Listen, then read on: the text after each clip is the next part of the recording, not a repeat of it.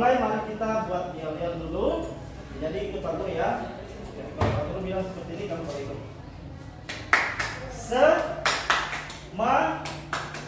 Semangat, ya.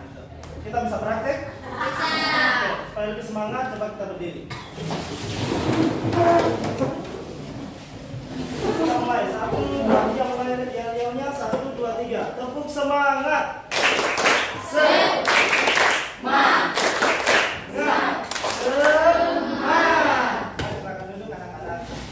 Nah, anak-anak, Pak Guru mau bertanya sebelum kita mulai dengan kelas. Seperti apa kelas impian kalian?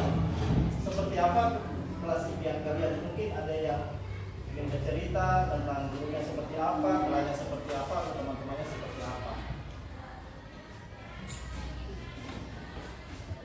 Seperti apa?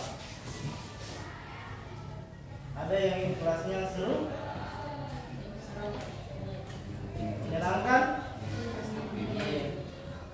Ingin kelasnya nyaman?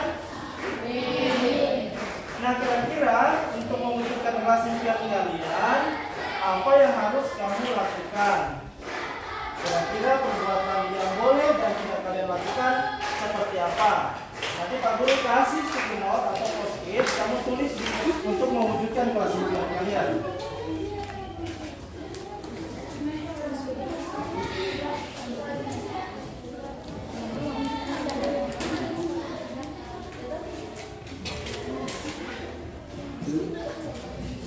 Sudah? Oke, silakan Pak Guru beri kesempatan buat kalian tulis peraturan atau harapan-harapan kalian yang bisa mewujudkan kelas impian kalian. Silakan. Yang sudah tulis langsung tempel di sebelah sini.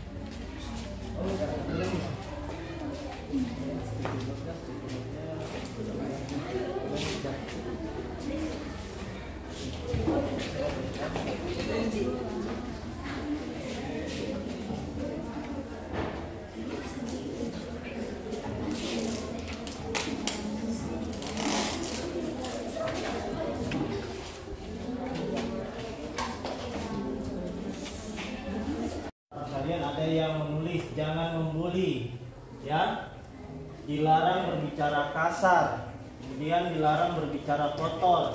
Aku tulis dari sebelah sini. Ada yang double, nanti kita jadikan satu saja, ya. Seperti ini, jangan membuli. Menurut kalian kalimat positifnya jangan membuli itu seperti apa?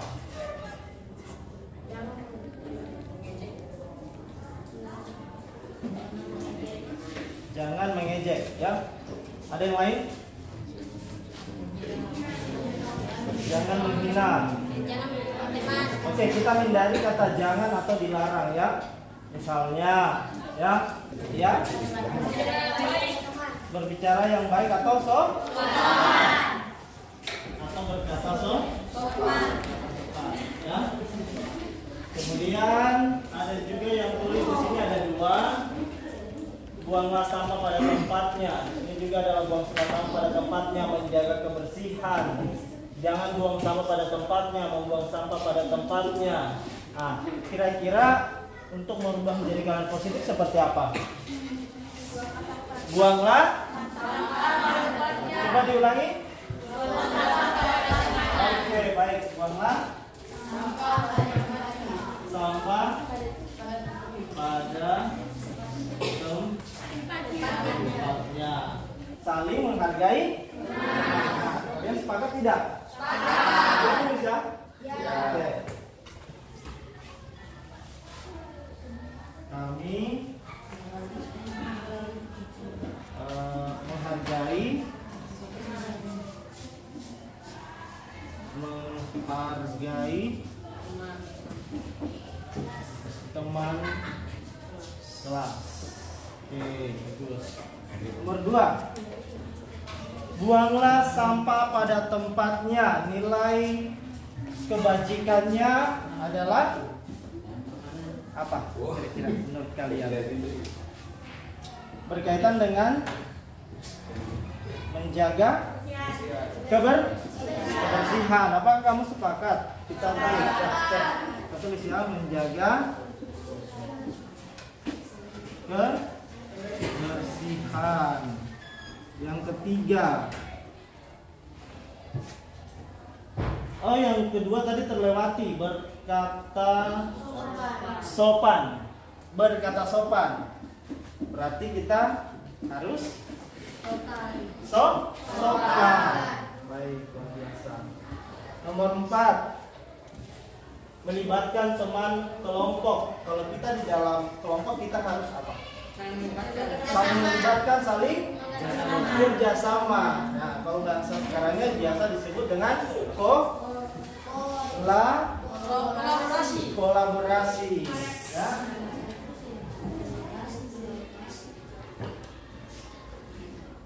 Berikutnya, datang lebih awal atau tepat waktu. Keyakinan apa yang kamu yakini? Nilai?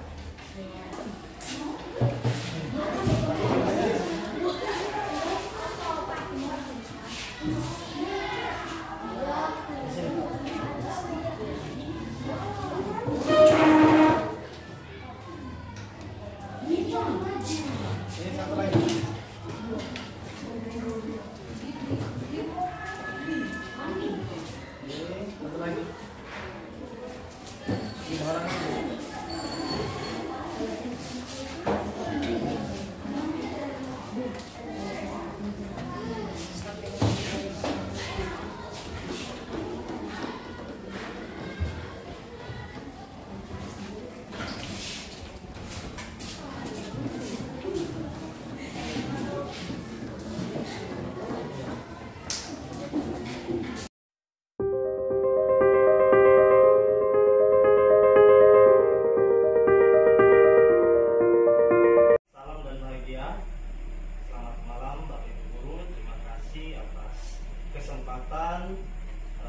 Sehingga Bapak Ibu Guru bisa menyempatkan meluangkan waktu untuk hadir bersama kita membahas tentang budaya positif.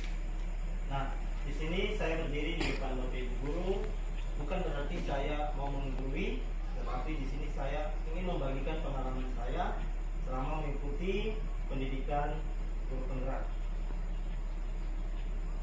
Untuk itu, tanpa membuang banyak waktu, mari kita mulai. Bapak Ibu, ada pertanyaan pemantik di sini ada 3. Setuju atau tidak setuju? Hukuman dapat mendisiplinkan anak. Apakah Bapak Ibu setuju atau tidak? Setuju. Setuju. Yang lain? Setuju.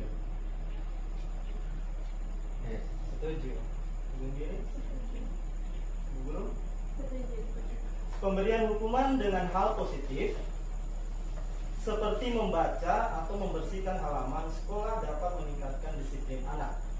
Apakah setuju atau tidak setuju? Setuju. Memberi penghargaan dapat meningkatkan motivasi belajar anak. Setuju. Oke Bapak Ibu, jawabannya kita simpan dulu. Saya minta Bapak Ibu kita bermain sedikit ya. Permainannya adalah sobeklah secari kertas kecil, tuliskanlah benda atau sesuatu yang sangat berharga untuk Anda. Letakkan di salah satu tangan Anda dan genggam benda tersebut dengan segala daya. Buatlah sebuah kepalan. Teman Anda B akan mencoba dengan sekuat tenaga dengan berbagai cara untuk meminta Anda memberikan benda tersebut. B bisa membujuk, mengancam, menghardik, merayu, menyuap, apa saja agar dapat membuka kepalan tangan Anda. Lalu apa yang terjadi? Silakan Bapak Ibu. Ayo Atau mau dengan juga dengan beda. Karena kan kita satu orang kak, bukan dua-dua. Satu orang. Satu Ayo. tapi kalau guru buka saya buka. Apa yang Iya, terlalu rahasia atau gimana? Kepala tangan teman A dan B itu dan Bu Tantri. Bu Tantri berusaha membuka kepala tangan Bu Mariska. Bu Mariska Oh, iya. Bang sini bukan terus siapa yang sini? Dengan bukan rayuan dengan tangan. Bagaimana Bapak Ibu? Apa yang terjadi? Saya tanya dulu di Ibu Miri dan Ibu Lia, apakah salah satu dari dari Ibu Guru berdua ada yang membuka kepala tangan? Tidak. Tidak. Pak Vicky dan Pak Simpson juga tidak ya? Tidak. Ibu Mariska? Sama juga. Tidak. Baik. Apa yang Perubahan paradigma teori kontrol atau pilihan. Bapak Ibu, ilusi guru mengontrol murid itu adalah khayalan. Ya, jadi seperti kegiatan tadi Bapak Ibu buat, sama juga dengan murid. Kita tidak bisa mengontrol murid. Ya, jadi kendali atau kontrol itu ada berada di dalam diri kita. Nah, seperti yang tadi Bapak Ibu lakukan, salah satu dari Bapak Ibu tidak membuka kan? Karena kendali atau kontrol berada dalam diri Bapak Ibu. Nah, begitupun hal demikian dengan murid-murid kita. Di sini dikatakan ilusi guru mengontrol murid. Ilusi itu apa? Ilusi itu adalah khayalan. Jadi selama ini kita berpikir bahwa kita bisa mengontrol murid, sedangkan itu adalah sebuah ilusi. Jadi pada dasarnya kita tidak dapat memaksa murid untuk berbuat sesuatu jika murid tersebut memilih untuk tidak melakukannya, walaupun tampaknya guru sedang mengontrol perilaku murid. Hal demikian terjadi karena murid sedang mengizinkan dirinya dikontrol. Saat itu bentuk kontrol guru menjadi kebutuhan dasar yang dipilih murid tersebut. Teori kontrol menyatakan bahwa semua perilaku memiliki tujuan, bahkan terhadap perilaku yang tidak disukai. Yang kedua, ilusi bahwa semua penguatan positif, efektif, dan bermanfaat. Penguatan positif atau bujukan adalah bentuk-bentuk kontrol. Segala usaha untuk mempengaruhi murid agar mengulangi suatu perilaku tertentu adalah suatu usaha untuk mengontrol murid tersebut dalam jangka waktu tertentu. Kemungkinan murid tersebut akan menyadarinya dan mencoba untuk menolak bujukan kita, atau bisa jadi murid tersebut menjadi tergantung pada pendapat sang guru untuk berusaha. Yang berikutnya, ilusi bahwa kritik dan membuat orang lain merasa bersalah dapat menguatkan karakter. Menggunakan kritik dan rasa bersalah untuk mengontrol murid menuju pada identitas gagal. Mereka belajar untuk merasa buruk tentang diri mereka. Mereka mengembangkan dialog diri yang negatif. Kadangkala sulit bagi guru untuk mengidentifikasi bahwa mereka sedang melakukan perilaku ini, karena seringkali guru cukup menggunakan suara halus untuk menyampaikan pesan negatif. Yang terakhir ada ilusi tentang orang dewasa memiliki hak untuk memaksa. Berpikir bahwa saya lebih dewasa daripada murid-murid, jadi saya punya hak untuk memaksa. Ternyata itu hanya sebuah ilusi atau khayalan saja. Sebab kontrol itu ada pada diri anak tersebut. Kita tidak bisa mengontrol mereka.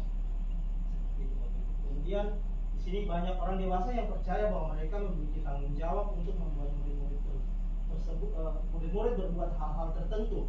Apapun yang dilakukan dapat diterima selama ada sebuah kemajuan berdasarkan sebuah pengukuran kinerja.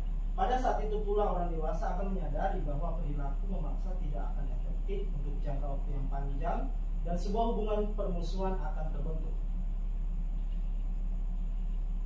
Kalau di stimulus respon kita mencoba mengubah orang agar berpandangan sama dengan kita. Namun di teori kontrol atau pilihan kita berusaha memahami pandangan orang lain tentang dunia. Kalau di stimulus respon perilaku buruk dilihat sebagai suatu kesalahan, sedangkan di teori kontrol atau pilihan semua perilaku memiliki tujuan. Orang lain bisa mengontrol saya. Teori kontrolnya hanya Anda yang bisa mengontrol diri Anda. Saya bisa mengontrol orang lain. Pada teori kontrol atau pilihan Anda tidak bisa mengontrol orang lain. Pada stimulus kontrol pemaksaan ada pada saat rujukan gagal.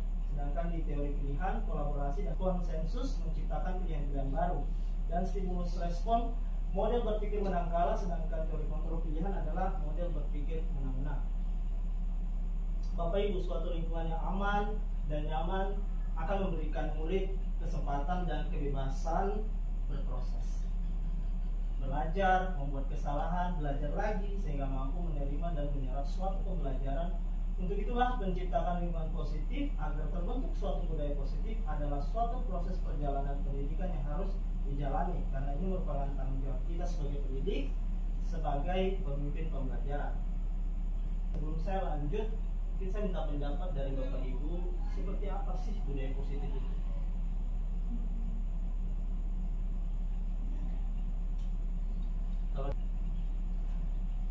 Dalam budaya positif ada 6 yang harus kita pahami dan juga kita terapkan. Adalah disiplin positif, teori motivasi, hukuman dan penghargaan, keyakinan kelas, kebutuhan dasar manusia, dan dunia berkualitas. Yang berikutnya 5 posisi kontrol dan segitiga restitusi. Kita mulai yang pertama dulu, yaitu disiplin positif.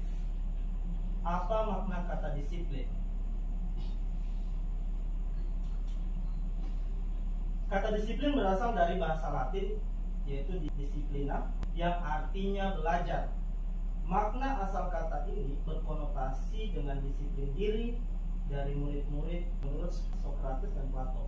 Kemudian disiplin diri membuat orang menggali potensinya menuju sebuah tujuan apa yang dihargai. Namun dalam budaya kita, makna kata disiplin telah berubah menjadi sesuatu yang dilakukan seseorang pada orang lain untuk mendapatkan kepatuhan.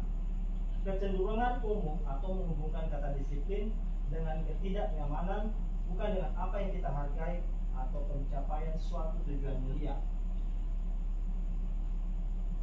Nah, Bapak Ibu, di sini ada nilai-nilai kebajikan universal. Nilai-nilai kebajikan adalah sifat-sifat positif manusia yang merupakan tujuan mulia yang ingin dicapai setiap individu. Nilai-nilai tersebut bersifat universal dan lintas bahasa, suku bangsa, agama maupun latar belakang. Setiap perilaku atau perbuatan memiliki suatu tujuan.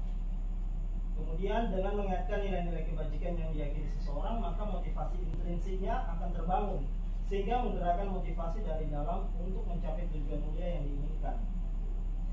Dan nilai-nilai kebajikan yang ingin dicapai oleh setiap anak Indonesia kita kenal dengan profil pelajar Pancasila, yaitu beriman, bertakwa kepada Tuhan Yang Maha Esa dan berakhlak mulia, mandiri, bernalar kritis, berkebinekaan global, bergotong royong, dan kreatif.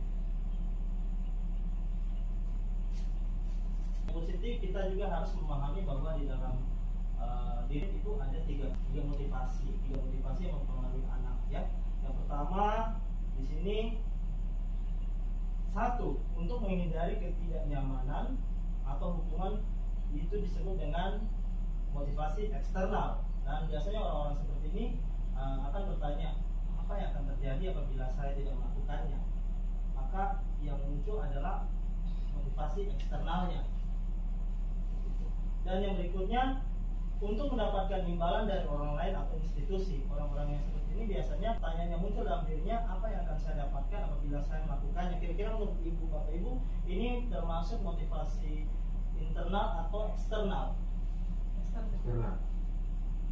Ini adalah motivasi eksternal. Dan yang ketiga, motivasi untuk menghargai diri sendiri. Nah, orang-orang yang biasanya menghargai diri sendiri, biasanya saya akan menjadi orang yang seperti apa bila saya melakukannya. Nah, ini menurut bapak ibu, ini adalah motivasi eksternal atau internal? Jadi ini adalah motivasi internal. Jadi motivasi internal itu adalah tujuan disiplin positif. Nah, Diana Gosen dalam bukunya Restructuring School Discipline menyatakan ada 3 motivasi perilaku manusia. Yang pertama, untuk menghindari ketidaknyamanan atau hukuman. Ini adalah tingkat terendah dari motivasi perilaku manusia. Biasanya orang yang motivasi perilakunya untuk menghindari hukuman atau ketidaknyamanan akan bertanya, apa yang akan terjadi apabila saya tidak melakukannya. Sebenarnya mereka sedang menghindari permasalahan yang muncul dan berpengaruh pada mereka secara fisik, psikologis maupun tidak terpenuhinya kebutuhan mereka. Bila mereka tidak melakukan tindakan tersebut, motivasi ini bersifat eksternal. Dan yang kedua, untuk mendapatkan imbalan atau penghargaan dari orang lain. Nah, motivasi ini satu tingkat di atas motivasi yang pertama. Di sini orang berperilaku untuk mendapatkan imbalan atau penghargaan dari orang lain. Orang dengan motivasi ini akan bertanya, apa yang akan saya dapatkan apabila saya melakukannya? Mereka melakukan sebuah tindakan untuk mendapatkan pujian dari orang lain, untuk orang lain yang menurut mereka penting dan mereka letakkan dalam dunia berkualitas mereka. Mereka juga melakukan sesuatu untuk mendapatkan hadiah, pengakuan, atau imbalan. Motivasi ini juga bersifat eksternal. Dan yang ketiga, untuk menjadi orang yang mereka inginkan dan menghargai diri sendiri dengan nilai-nilai yang mereka percaya. Orang dengan motivasi ini akan bertanya, akan menjadi apa, menjadi orang seperti apa apabila saya melakukannya. Mereka melakukan sesuatu karena nilai-nilai yang mereka yakini dan hargai. Dan mereka melakukannya karena mereka ingin menjadi orang yang melakukan nilai-nilai yang mereka yakini tersebut. Ini adalah motivasi yang akan membuat seseorang memiliki disiplin positif, karena motivasi berperilakunya bersifat internal bukan eksternal. Jawab pertanyaan-pertanyaan yang saya berikan, tapi ternyata itu bukan suatu perilaku yang positif, karena di sini kita hanya memunculkan motivasi eksternal anak, bukan dari dalam anak dia sendiri mau melakukan hal tersebut atau mau mengerjakan tugas dan secara pribadi dia mandiri dan bertanggung jawab atas tugasnya tersebut.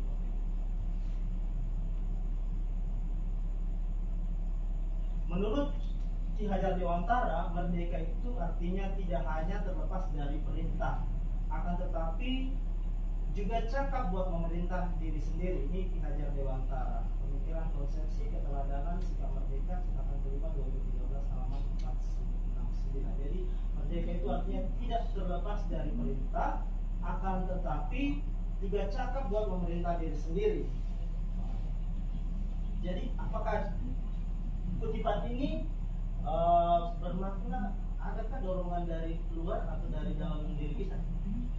Dari luar dan dalam. Budaya positif yang berikutnya adalah dihukum oleh penghargaan. Penghargaan maupun hukuman adalah cara-cara mengontrol perilaku seseorang yang menghancurkan potensi untuk pembelajaran yang sesungguhnya. Menurut Alif Kohn, secara ideal tindakan belajar itu sendiri adalah penghargaan sesungguhnya. Jadi seorang belajar itu sendiri adalah penghargaan sesungguhnya. Alif Kohn, Punish by Reward, 1993, wawancara SCD, Annual Conference Maret 1995. Nah, ada tujuh bentuk penghargaan, dihukum oleh penghargaan. Yang pertama, pengaruh jangka pendek dan jangka panjang. Maaf, itu tipe ya. Nah, akibat yang berikutnya, penghargaan tidak efektif, penghargaan merusak hubungan, penghargaan mengurangi ketepatan, penghargaan menurunkan kualitas, penghargaan mematikan kreativitas, dan penghargaan menghukum. Mari kita lihat contohnya satu persatu. Pengaruh jangka pendek dan jangka panjang. Penghargaan efektif jika kita menginginkan seseorang melakukan sesuatu yang kita inginkan dalam jangka waktu pendek.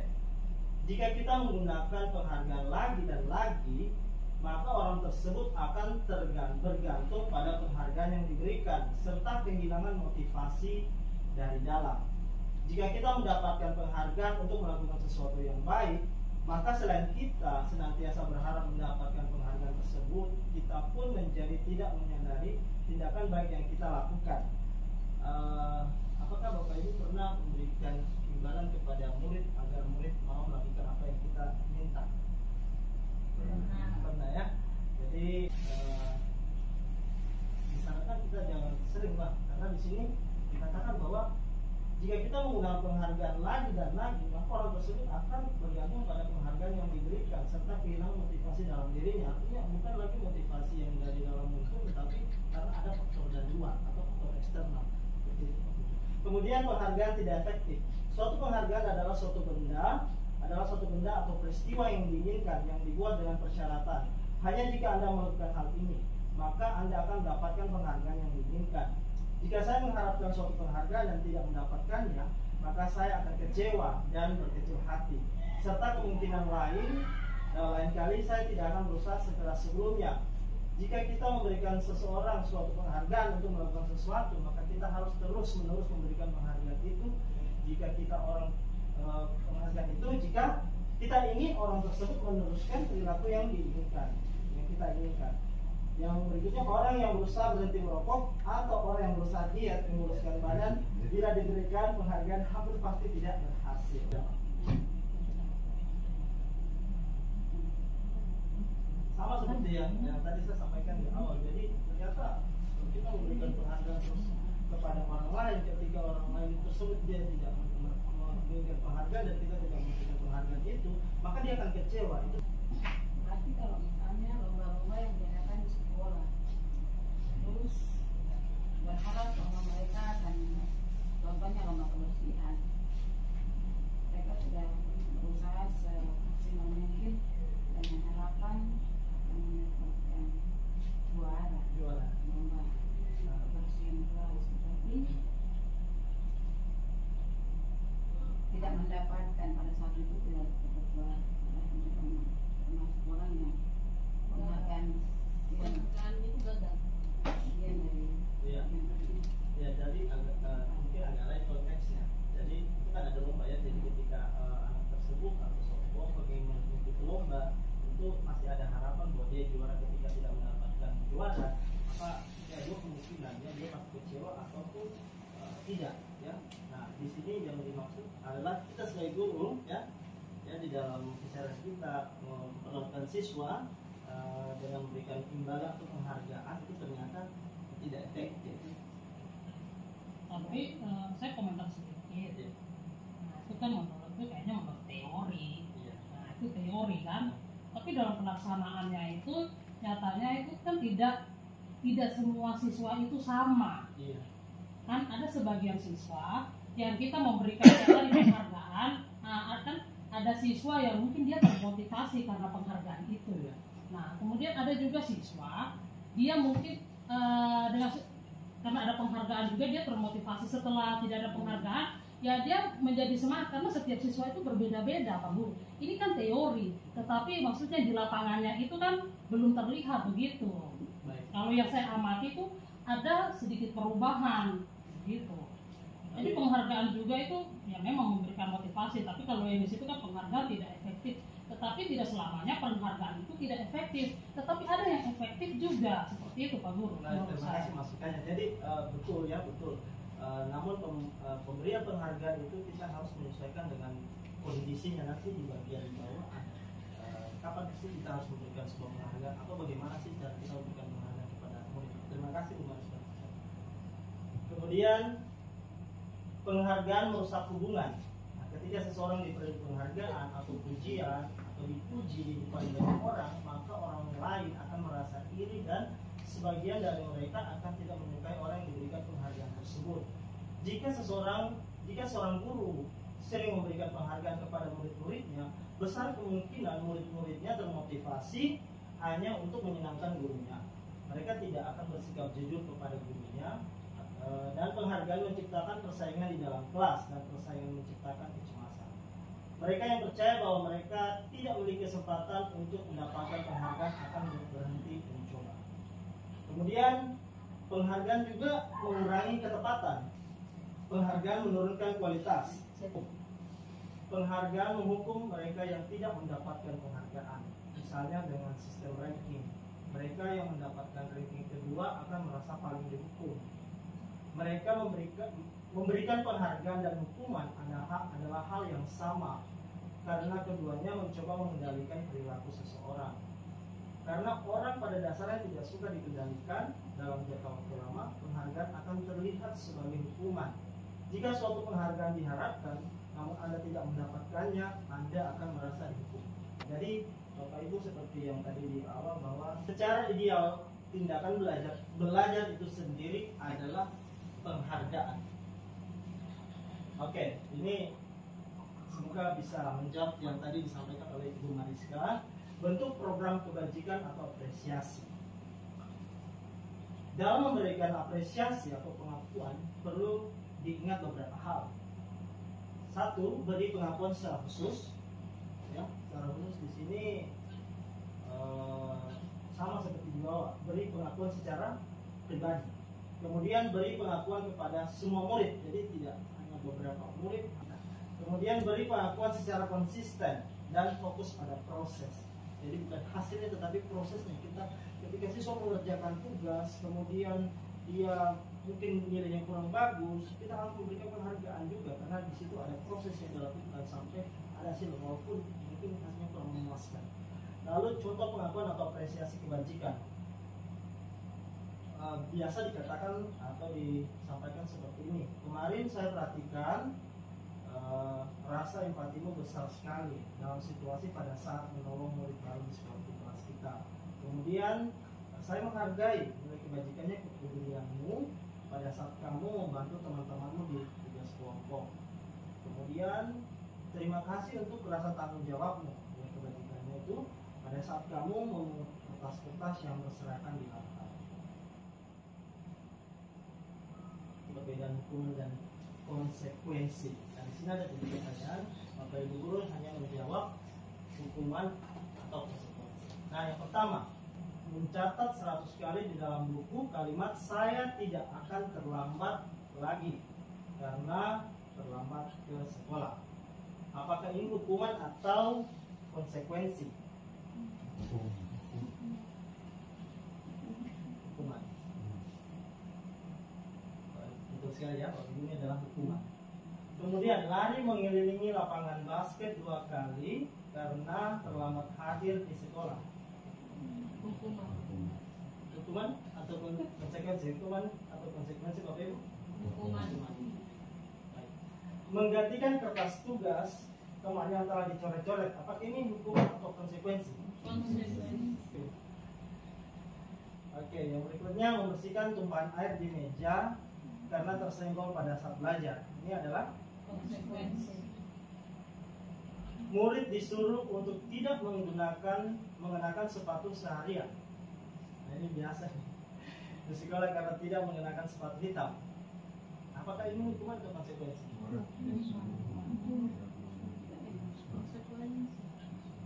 Konsekuensi dari dia tidak mengenakan sepatu baru disuruh tidak mengenakan.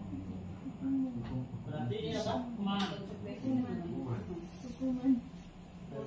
Konsekuensi karena dia tidak pakai sepatu hitam, makanya dia tidak diperbolehkan menggunakan sepatu. Sebab akibat. Oke.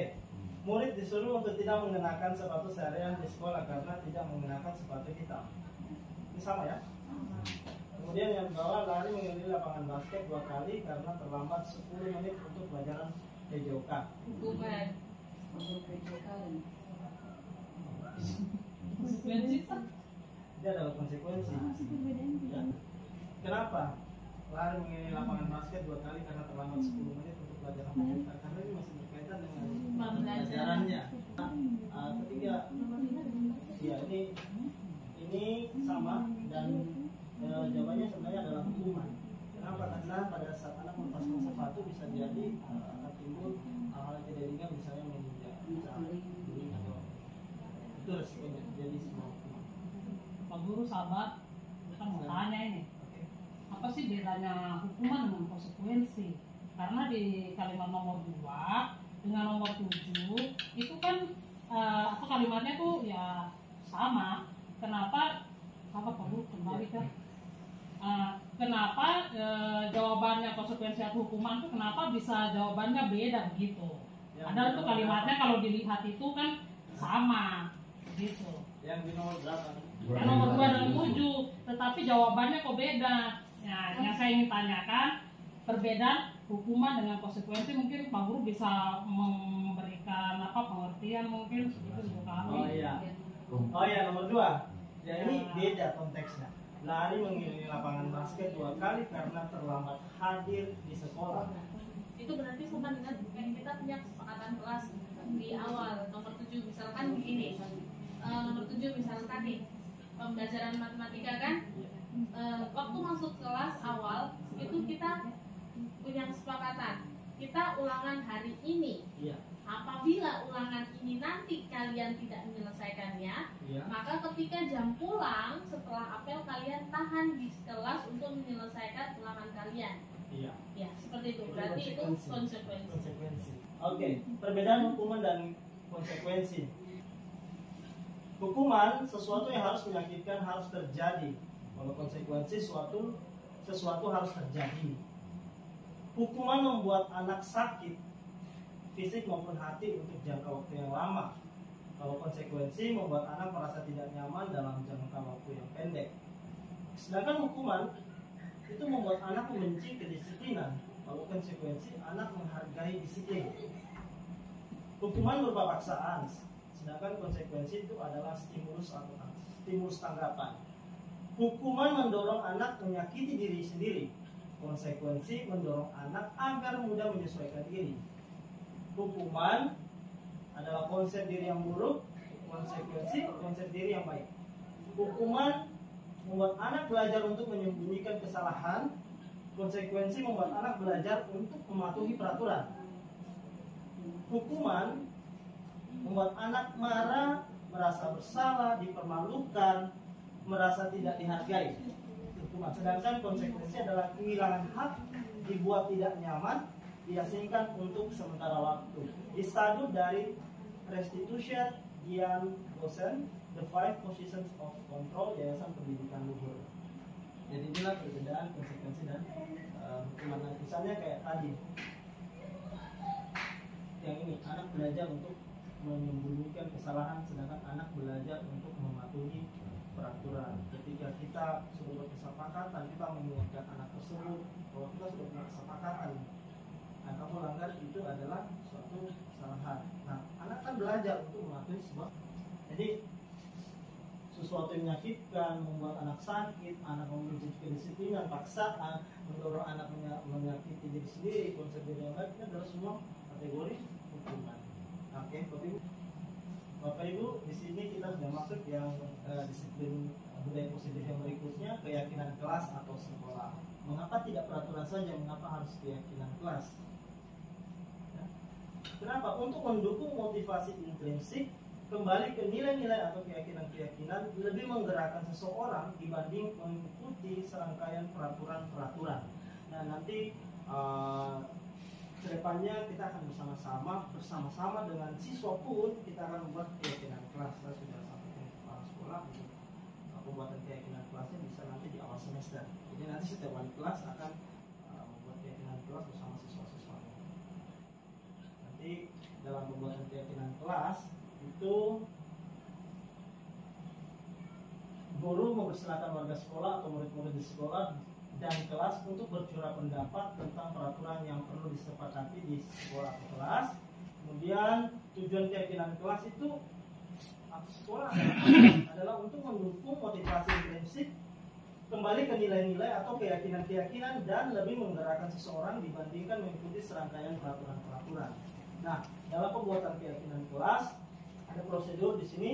Keyakinan kelas bersifat lebih abstrak daripada peraturan yang lebih rinci dan konkret. Keyakinan kelas berupa pertanyaan-pertanyaan universal. Bukan pertanyaan, tapi pernyataan. Ya. Pernyataan keyakinan kelas senantiasa dibuat dalam bentuk positif. Keyakinan kelas hendaknya tidak terlalu banyak sehingga mudah diingat dan dipahami oleh semua wali kelas. Keyakinan kelas sebaiknya sesuatu yang dapat diterapkan di lingkungan tersebut. Semua warga kelas hendaknya ikut berkontribusi dalam pembuatan keyakinan kelas lewat kegiatan gerak pendapat.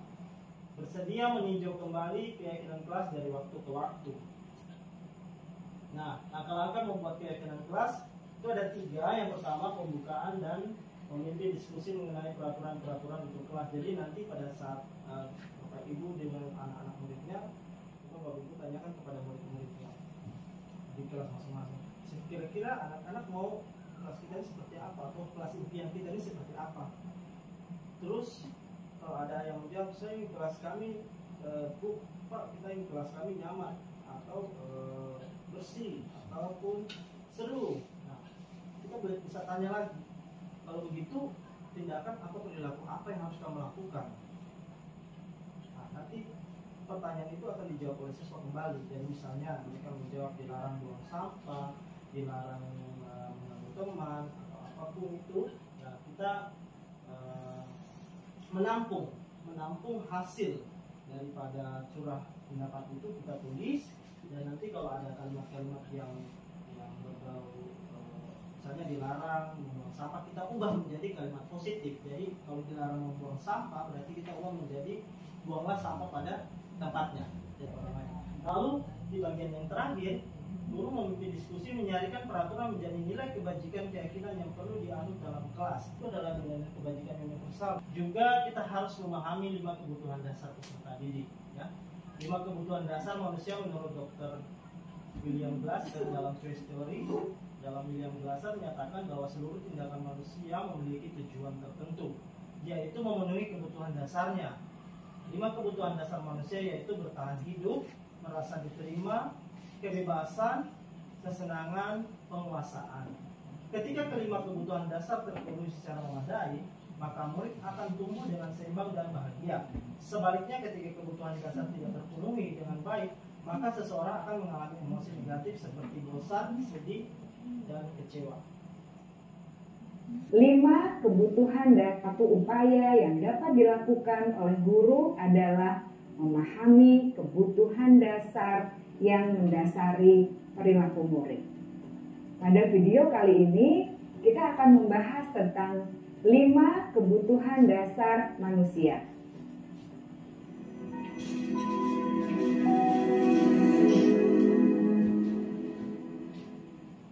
Ki Hajar Dewantara dalam salah satu kutipannya menyatakan, kita ambil contoh perbandingannya dengan hidup tumbuh-tumbuhan. Seorang petani dalam hakikatnya sama kewajibannya dengan seorang pendidik yang menanam padi misalnya. Hanya dapat menuntun tumbuhnya padi. Ia dapat memperbaiki kondisi tanah, memelihara tanaman padi, memberi pupuk dan air, membasmi ulat-ulat atau jamur-jamur yang mengganggu hidup tanaman padi, dan lain sebagainya. Ketika guru memahami kebutuhan apa yang mendasari perilaku murid, dan guru berusaha menuntun dan mendukung murid dalam memenuhi kebutuhannya secara positif, pada hakikatnya guru tersebut ibarat seorang petani yang sedang berusaha memahami kebutuhan masing-masing tanaman. Dan ia berusaha memenuhi kebutuhan tanaman tersebut agar dapat tumbuh dengan subur dan maksimal. Dr. William Glasser, seorang psikiater dari Amerika Serikat, menyatakan bahwa seluruh tindakan manusia memiliki tujuan tertentu, yaitu memenuhi kebutuhan dasarnya. Ketika kelima kebutuhan dasar telah terpenuhi secara memadai, maka murid akan tumbuh dengan seimbang dan bahagia. Sebaliknya, ketika kebutuhan dasar tidak terpenuhi dengan baik, maka seseorang akan mengalami emosi negatif seperti bosan, sedih, dan kecewa. Bahkan mereka dapat melakukan perbuatan yang bertentangan dengan nilai-nilai kebajikan atau melanggar peraturan. Dengan kata lain, perilaku buruk seseorang biasanya adalah respons dari kebutuhan yang tidak terpenuhi. Namun, mereka tidak tahu cara untuk menyampaikannya. Ada 5 kebutuhan dasar manusia menurut Dr. William Glasser, yaitu yang pertama, kebutuhan untuk bertahan hidup atau survival. Yang kedua, kebutuhan untuk merasa diterima atau love and belonging. Yang ketiga, kebutuhan akan kebebasan atau freedom. Yang keempat, kebutuhan akan kesenangan atau fun.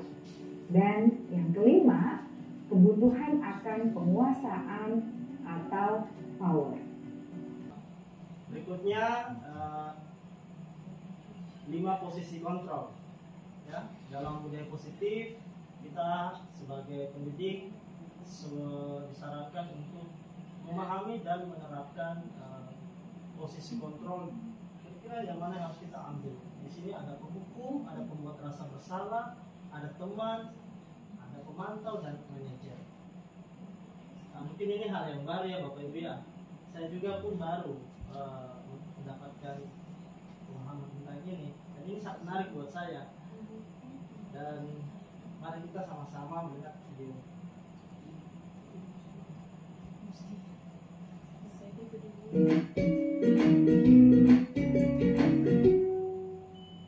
Salam bahagia Ibu dan Bapak Guru hebat.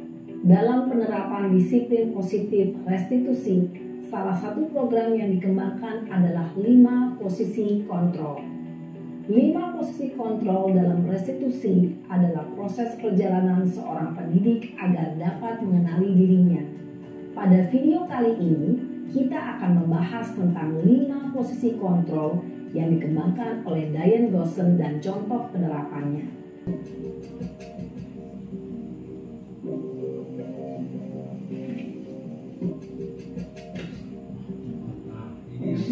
Sama dengan kita. Naren, sini kamu.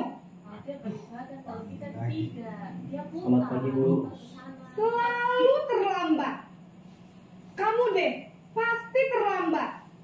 Maaf Bu, saya Apa? Apa coba? Alasan kamu apa lagi? Kapan sih kamu tidak terlambat? Dari kesempatan tuh. Malas sekali ya kamu jadi anak. saya Dasar pemalas. Gak kapok-kapok sih kamu. Sudah berapa kali terlambat?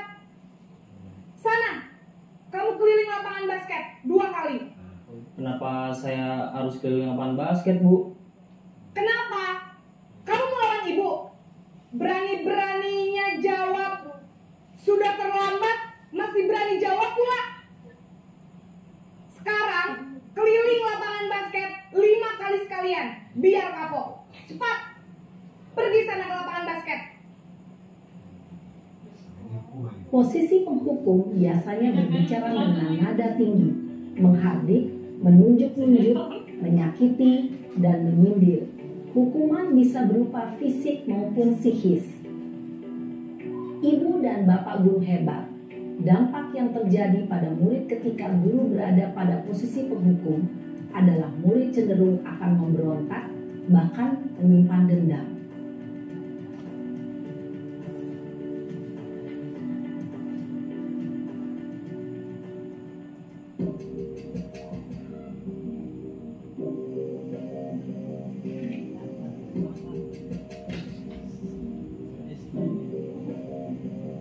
Naren!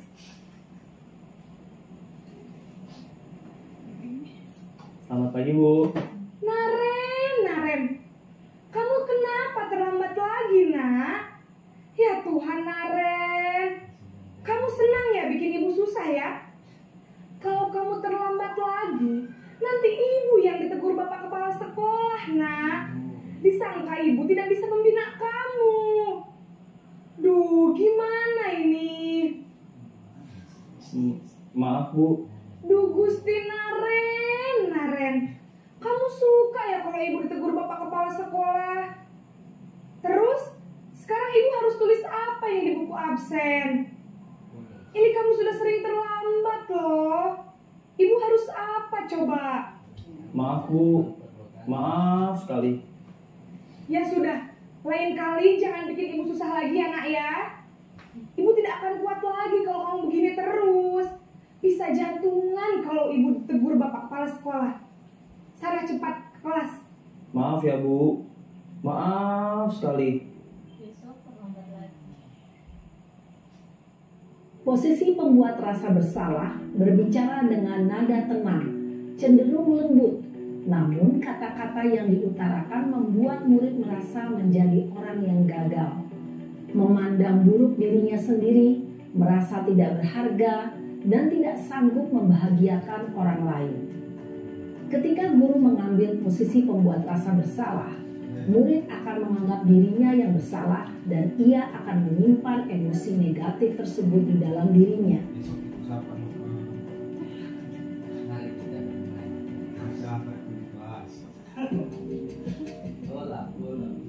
Besok siapa cukup kelas di rumah. Mandi ke orang. Naren, Hari ini. Bola. Selamat pagi Bu. wah, sudah jam berapa ini nak? Terlambat lagi ya sayang. Iya Bu, habis ibu saya belum membangunkan saya Bu. Kamu malah menyalahkan ibu kamu. Kamu bukannya anak yang larinya paling kencang. Kok terlambat sih? Iya Bu, saya memang terlambat bangun tadi. Jadi biarpun saya lari kencang, tetap gak kekejar Bu. Ya sudah sana. Nanti lain kali larinya lebih kencang lagi ya. Biar gak terlambat lagi. Bikin seneng ibu. Demi ibu. Bisa kan? Bisa lah Bu. Ya sudah sana masuk kelas. Ibu beresin urusan absen kamu. Kamu ini ada-ada saja. Dalam posisi teman, guru berbicara dengan nada suara ramah, akrab, cenderung bersenda gurau untuk menjaga suasana tetap santai. Murid akan merasa senang, aman, dan akrab dengan guru. Identitas yang tercipta adalah identitas sukses atau berhasil. Namun, perlu diingat, karena ini masih dorongan eksternal, maka ada faktor ketergantungan dari murid kepada orang tertentu. Di sini guru absennya, sehingga di lain waktu murid bisa berperilaku baik, namun hanya kepada orang-orang tertentu saja.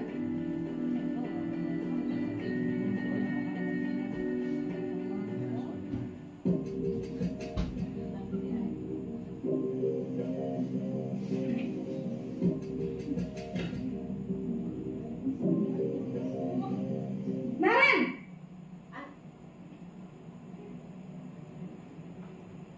Selamat pagi Bu. Naren, apa peraturan sekolah kita tentang jam berapa kita harus masuk sekolah, nak? Kita harus di sekolah jam 7 Bu. Iya betul, sekarang sudah jam 7.20. Naren sudah tahu konsekuensinya jika terlambat hadir. Paham Bu.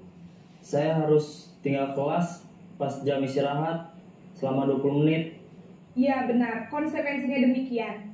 Jadi nanti jam 9.30 pas istirahat, kamu harus tinggal di kelas, kerjakan tugas tambahan untuk ketertinggalan kamu, ya? Baik Bu. Posisi pemantau mengandalkan penghitungan atau data untuk mengontrol murid. Guru mengarahkan murid berdasarkan peraturan dan konsekuensi. Seorang pemantau menunjukkan bahasa tubuh dan ekspresi wajah yang datar dan cenderung formal.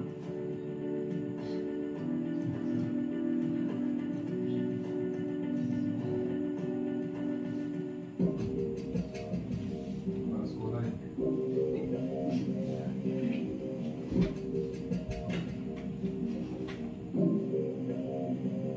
Naren!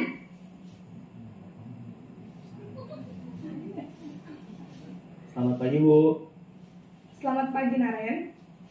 Maaf Bu, saya terlambat. Iya, sekolah masuknya jam 7, sekarang sudah jam 7.20. Jadi sekarang bagaimana ini, Naren?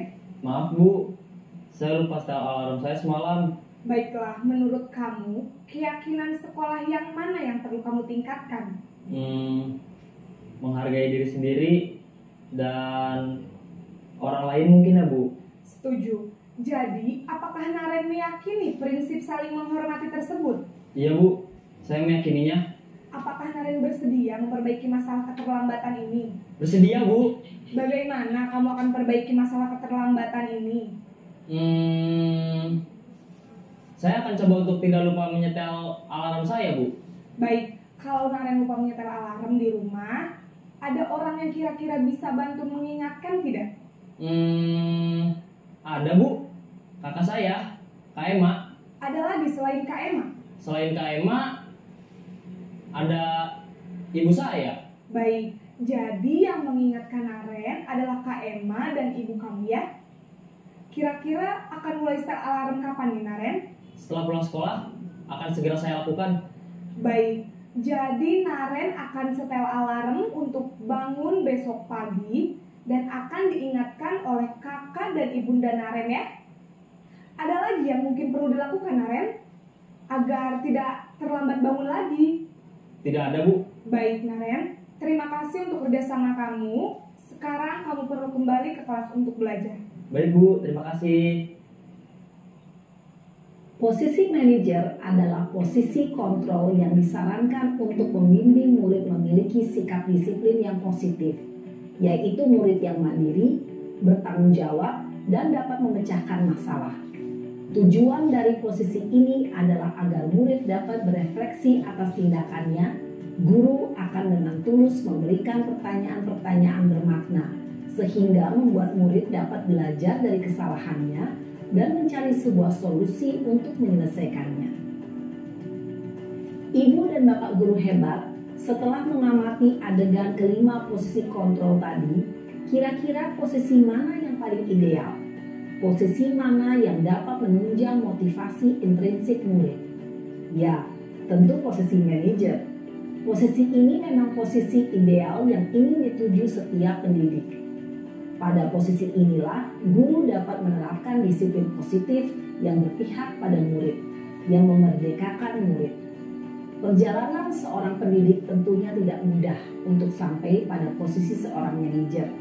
Namun, tujuan kita pasti, yaitu menciptakan murid-murid yang mandiri, merdeka, dan bertanggung jawab. Semoga penggambaran 5 posisi kontrol yang telah diperlihatkan ini dapat menjadi ajang refleksi bagi kita semua, agar dapat terus mengasah dan menerapkan disiplin positif yang memerdekakan murid. Mari terus berlatih dan bersemangat. Selamat menerapkan. Baik, Bapak Ibu, saya mau tanya setelah kita melihat bersama-sama video tadi, kira-kira kita mengambil posisi mana saat kita melihat ada siswa yang melakukan kesalahan. Kalau saya jujur ada 2 posisi kontrol yang sering saya lakukan. Yang pertama sebagai penghukum, yang kedua sebagai pemantau. Nah, tapi setelah melihat mempelajari, memahami video tersebut, tadi dikatakan di akhir bahwa posisi kontrol manajer yang paling disarankan untuk kita sebagai pendidik dalam bertindak ketika melihat ada siswa yang melakukan suatu pelanggaran. Kalau Ibu Mariska, Pak Simpson, Pak Vicky, Bu Tandri, Bu Diri, Bu Lia, biasanya mengambil posisi apa? Semua apa? Tergantung kondisi. Karena anak-anak Kadang menjadi penghukum, kadang menjadi teman. Iya, betul. Saya ada jadi Saya kan penghukum, Hampir semua kita pakai itu. saya ada teman, saya juga ada pemantau. Kayaknya semua. Kayaknya memang Awal semua. itu pertama nanti kita pakai pemantau. Pemantau tidak berhasil, kita pakai teman. Setelah itu ternyata dengan cara teman kita tidak bisa, berarti kita masuk ke yang paling tinggi, menghukum. Jadi Kalau saya seperti itu.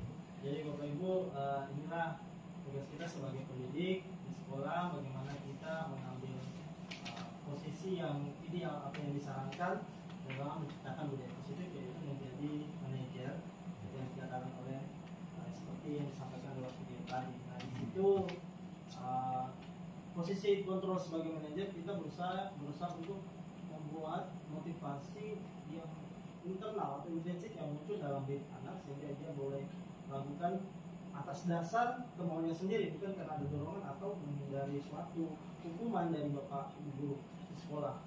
Gitu, baik Bapak Ibu, saya lanjut. Jadi posisi manajer adalah posisi kontrol yang disarankan agar murid memiliki sikap disiplin, yaitu murid yang mandiri, bertanggung jawab, dan dapat memecahkan masalah. Tujuan dari posisi ini adalah agar murid dapat berefleksi atas tindakannya. Guru akan dengan tulus memberikan pertanyaan-pertanyaan bermakna, sehingga membuat murid dapat belajar dari kesalahannya dan mencari solusi untuk menyelesaikannya.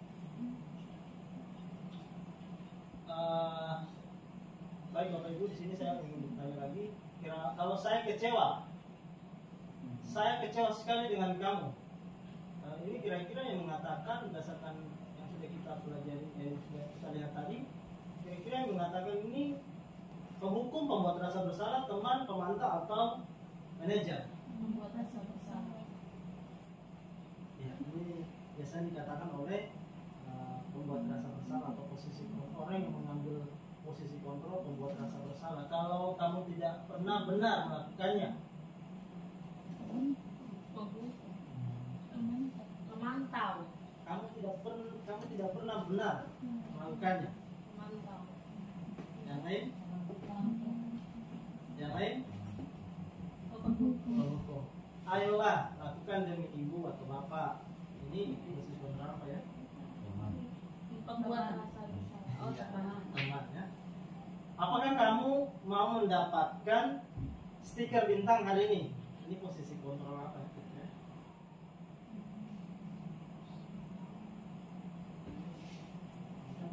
memantau. Bagaimana kamu bisa menyelesaikan masalah ini? Kamu selalu yang paling terakhir. Penghukum. Baik Bapak Ibu, budaya positif yang berikutnya adalah segitiga restitusi. Apa itu segitiga restitusi? Restitusi adalah proses menciptakan kondisi bagi murid untuk memperbaiki kesalahan mereka, sehingga mereka bisa kembali pada kelompok mereka dengan karakter yang lebih kuat. Restitusi juga merupakan proses kolaboratif yang mengajarkan murid untuk mencari solusi untuk masalah mereka sendiri, untuk masalah mereka, dan membantu murid berpikir tentang orang seperti apa yang mereka ingin menjadi atau tujuan mulia, dan bagaimana mereka harus memperlakukan orang lain. Gosen 2004. Nah, dalam segitiga restitusi di sini ada 3 langkah yang harus kita lakukan. Yang pertama, menstabilkan identitas, kemudian menstabilkan identitas, validasi kebutuhan, menanyakan keyakinan. Nah, saat kita melihat ada anak yang melakukan kesalahan, kita panggil, kemudian kita stabilkan dulu identitasnya, kita jangan langsung menghambat atau memarahinya. Kemudian kita tanya alasannya, karena setiap anak pasti melakukan kesalahan, pasti ada tujuannya. Nah, tujuannya itu kita gali, kira apa yang membuat dia sampai melakukan hal tersebut. Lalu kita mengingatkan dia kembali dengan keyakinan kelas yang sudah disepakati, yang perlu dia tingkatkan sama-sama. Ini adalah penerapan segitiga restitusi.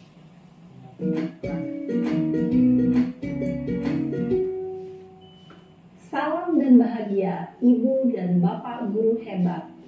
Pada video kali ini kita akan membahas tentang salah satu program disiplin positif yang diterapkan di lingkungan sekolah yang dikenal dengan nama restitusi.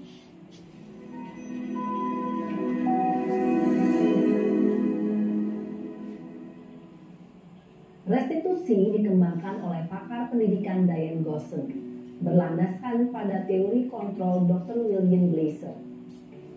Segitiga restitusi adalah suatu proses dialog yang dijalankan oleh guru atau orang tua agar dapat menghasilkan murid yang mandiri dan bertanggung jawab. Pada saat guru di posisi manajer, aspek yang dikembangkan pada murid adalah motivasi intrinsik, sehingga penanaman nilai-nilai kebajikan dapat tumbuh dan berkembang menjadi suatu kebiasaan positif yang akhirnya membentuk karakter murid. Proses dialog ini terdiri dari 3 langkah yang digambarkan pada ketiga sisi pada segitiga restitusi.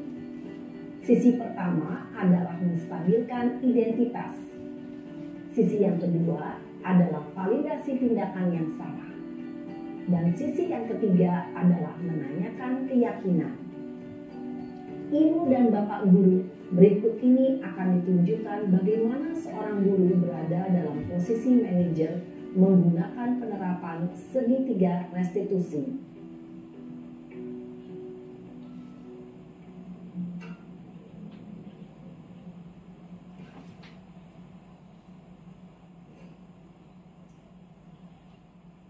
Siang Sarah.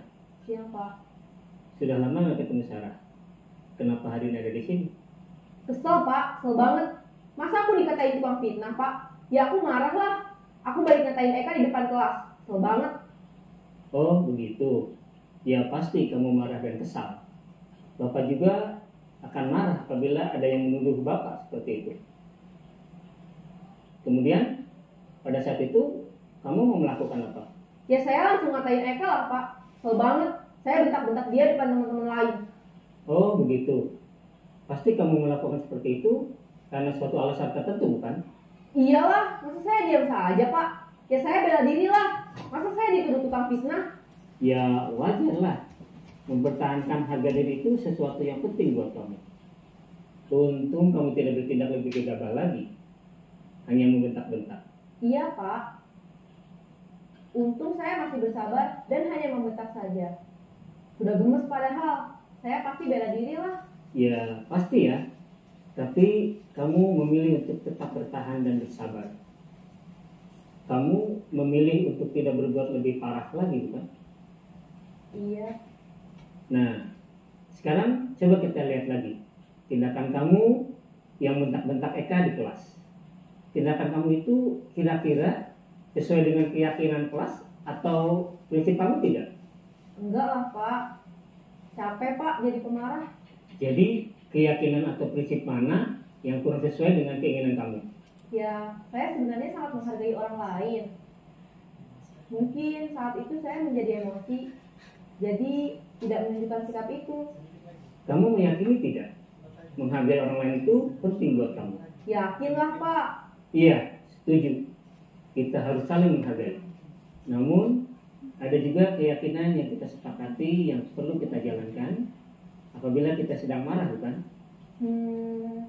Ya, saya bisa lebih proaktif, mulai dengan diri sendiri. Saya bisa jadi lebih bersabar, mengambil waktu jeda untuk berpikir mau apa selanjutnya. Kira-kira kamu bersedia memperbaiki masalah ini tidak? Bersedia Pak. Kalau kamu memperbaiki masalah ini, kamu akan menjadi orang seperti apa? Saya akan menjadi orang yang bertanggung jawab kali ya Pak. Dan senantiasa proaktif. Iya, menurut kamu bagaimana rasanya menjadi orang seperti itu? Ya nyaman lah, bangga bisa bersabar dan menahan diri. Baiklah kalau begitu. Yuk kita pikirkan bagaimana memperbaiki masalah ini.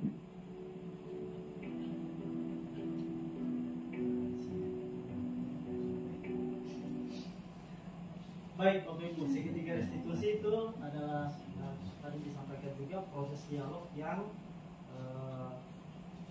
membuat anak menjadi lebih mandiri dan lebih bertanggung jawab. Nah, bagian dasar daripada segitiga restitusi itu adalah menstabilkan identitas.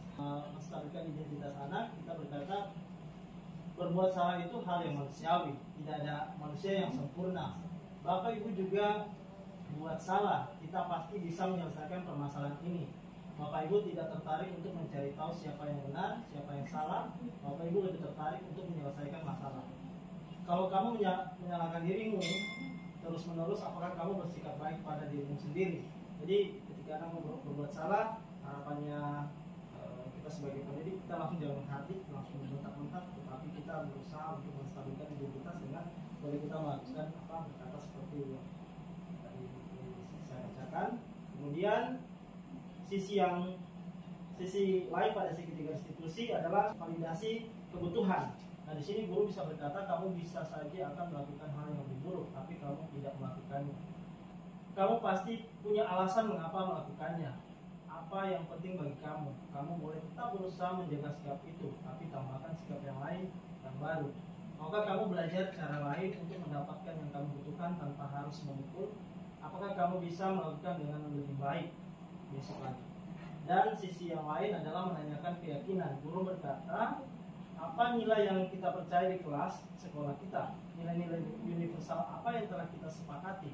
Kelas yang ideal itu seperti apa sih? Kamu ingin jadi anak seperti apa? Apa yang kamu rasakan ketika kamu melakukan itu?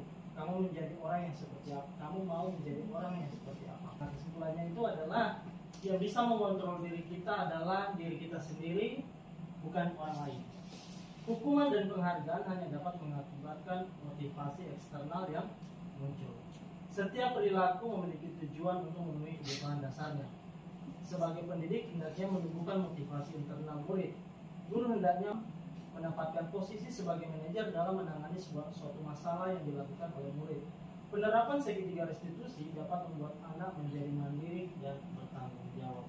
Demikian Bapak Ibu Guru, pemaparan saya terkait budaya positif. Semoga apa yang sudah kita sama-sama lihat, kita sama-sama pelajari hari ini, bolehlah kita terapkan di dalam lingkungan sekolah kita. Terima kasih atas waktunya sudah menyempatkan.